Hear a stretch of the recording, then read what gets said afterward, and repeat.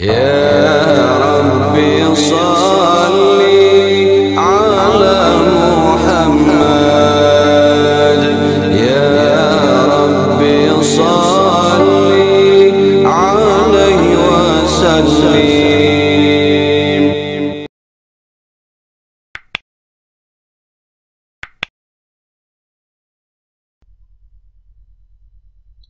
Belakangan ini, Indonesia sedang dilanda gelombang besar paham baru keislaman yang beraneka ragam bentuknya dan sangat menyesatkan. Munculnya sikap-sikap eksklusif dan arogan dari para pengusung atau pengikut masing-masing paham tersebut telah semakin meresahkan masyarakat. Merasa diri berhak berupaya mengkaji Al-Quran atau hadis, merasa diri paling benar dan yang lain salah, menganggap kesesatan itu hanya Allah yang berhak memvonisnya, dan menganggap pemahaman umat Islam tentang agama selama ini keliru. Semua dalih itu telah menyebabkan perbedaan pendapat yang memicu perpecahan di kalangan umat Islam. Para ulama pun tidak tinggal diam demi menyaksikan kekacauan tersebut. Sebagai wujud tanggung jawab mereka kepada Allah, maka mereka terus berupaya membentengi umat dari serangan paham-paham sesat tersebut, baik secara perorangan melalui mimbar-mimbar masjid atau majelis-majelis ta'lim, maupun secara lembaga seperti yang dilakukan oleh MUI, Majelis Ulama Indonesia. Upaya itu mereka wujudkan dalam bentuk penjelasan-penjelasan atau fatwa-fatwa yang menyatakan bahwa paham-paham tersebut sesat dan menyesatkan. Meskipun begitu, fatwa-fatwa para ulama, terutama MUI, Majelis Ulama Indonesia tersebut, seringkali menghadapi kendala, baik dari pihak-pihak yang tidak senang dengan fatwa-fatwa tersebut, maupun dari pihak pemerintah yang tidak selalu siap mengakomodir fatwa-fatwa itu dengan fasilitas hukum. Sehingga para ulama terkesan hanyalah sebagai kumpulan orang-orang sok tahu yang gemar mempermasalahkan orang lain. Sedang fatwa-fatwa mereka tak ubahnya bagaikan gonggongan anjing yang tidak perlu dihiraukan. Namun begitu, alhamdulillah, berkat para ulama tersebut, masyarakat banyak yang terselamatkan dari bahaya kesesatan. Mereka dapat mengenal paham-paham sesat dan menjauhinya dengan bimbingan fatwa-fatwa mereka. Meski demikian, bukan berarti kerasahan dan perpecahan di kalangan masyarakat Islam dapat hilang dengan mudah. Sistem hukum dan undang-undang yang sekuler serta pemerintahan yang tidak tegas dalam menindak pelaku kesesatan adalah salah satu yang paling mendukung keleluasaan orang-orang berpaham sesat untuk bertahan dan menyebarluaskan kesesatannya. Berbeda pendapat adalah hak asasi setiap orang yang dilindungi undang-undang di negara ini. Sayangnya, karena tidak adanya batasan yang jelas, perbedaan pendapat itu seringkali memasuki wilayah prinsip dalam agama yang seharusnya dihindari.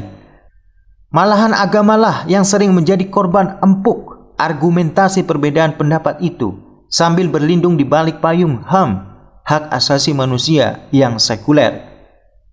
Sehingga sepanjang perbedaan itu masih ada, bahkan dilindungi, potensi perpecahan pun akan tetap eksis. Dalam pada itu, ada aliran atau paham yang tidak pernah difatwakan oleh lembaga formal para ulama Indonesia seperti MUI, Majelis Ulama Indonesia. Namun keberadaannya di tengah-tengah masyarakat Islam Indonesia, bahkan di kalangan umat Islam di dunia, terbukti sangat meresahkan. Faham ini bernama Salafi dan Wahabi.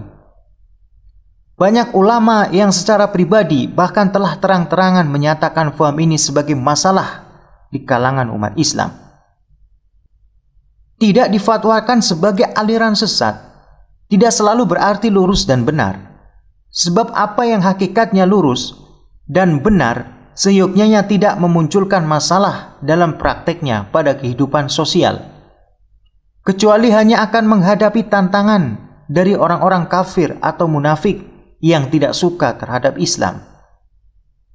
Pertanyaannya, mengapa kaum Salafi dan Wahabi ini di satu sisi hampir tidak pernah bermasalah dengan orang-orang kafir, di sisi lain malah gemar sekali mempermasalahkan saudaranya sendiri sesama muslim yang mayoritas tidak sepaham dengan mereka. Bagaimana mungkin pengakuan mereka sebagai pengikut Al-Quran dan Sunnah Rasulullah Sallallahu Alaihi Wasallam dapat dibenarkan, sementara mereka bertolak belakang dengan ciri-ciri pengikut Rasulullah Sallallahu Alaihi Wasallam yang difirmankan oleh Allah Subhanahu Wa Taala, Muhammad itu adalah utusan Allah dan orang-orang yang bersama dengan dia adalah keras terhadap orang-orang kafir, tetapi berkasih sayang sesama mereka. Quran Surat Al-Fat ayat 29. Ayat Al-Quran atau hadis Rasulullah Sallallahu Alaihi Wasallam yang manakah yang menyuruh mereka bersikap keras terhadap saudaranya yang muslim? Berbagai kasus ketidaknyamanan yang disampaikan masyarakat di berbagai wilayah akibat fatwa-fatwa dan pernyataan kaum Salafi dan Wahabi inilah yang menjadi motivasi kuat bagi kami untuk membuat video ini. Propaganda paham mereka yang lumayan gencar melalui terbitan buku-buku terjemahan dan siaran radio, televisi, dan media massa lainnya telah semakin meresahkan. Menganggap sesat amalan orang lain dengan tuduhan bid'ah dan menganggap hanya diri merekalah yang sejalan dengan Al-Quran dan Sunnah Rasulullah Sallallahu Alaihi Wasallam serta Sunnah para sahabat beliau menjadi tema utama dakwah mereka. Bahkan dengan alasan itu, mereka berani mengeluarkan fatwa-fatwa atau pernyataan terhadap amalan masyarakat yang berbau agama, di mana fatwa-fatwa tersebut tanpa mereka sadari penuh tipu daya dan fitnah. Dan dari sinilah masalahnya dimulai. Keawaman masyarakat tentang agama telah memberi tempat yang cukup besar bagi mereka untuk menyebarkan paham Salafi dan Wahabi tersebut. Sehingga semakin banyak pengikutnya, semakin kuat eksklusivisme mereka. Saat seorang muslim sudah tidak menganggap muslim yang lain sama dengan dirinya, dan saat ia sudah tidak merasa nyaman berkumpul bersama muslim yang tidak sepaham dengannya, maka mengasingkan diri dan mencari kumpulan orang-orang yang sepaham dengannya adalah jalan keluarnya. Itulah eksklusivisme, itulah kesombongan, dan itulah sumber perpecahan. Lebih ekstrimnya lagi, ketika sudah merasa kuat, propaganda mereka jalankan dengan terang-terangan, bahkan tak jarang, dan ini terbukti, sampai pada perebutan atau penguasaan lahan dakwah seperti masjid, musola, ta'lim di kantor-kantor, atau minimal merintis kumpulan pengajian tandingan, baik di tempat-tempat tersebut maupun di rumah-rumah.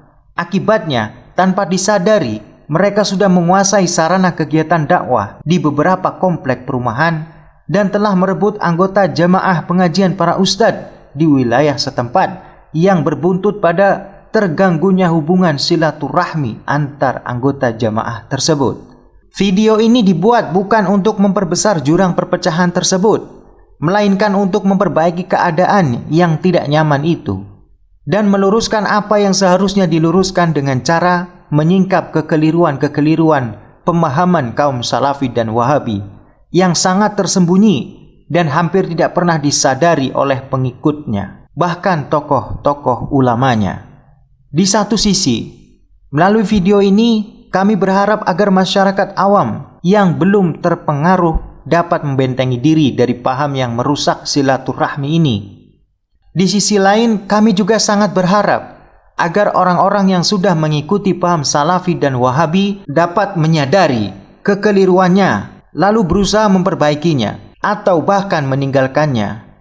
Semoga Allah senantiasa memberikan taufik kepada kita untuk dapat melihat yang benar sebagai kebenaran dan memberikan kita kekuatan untuk mengikutinya, serta memperlihatkan yang batil sebagai kebatilan dan memberikan kita kekuatan untuk menjauhkan diri darinya.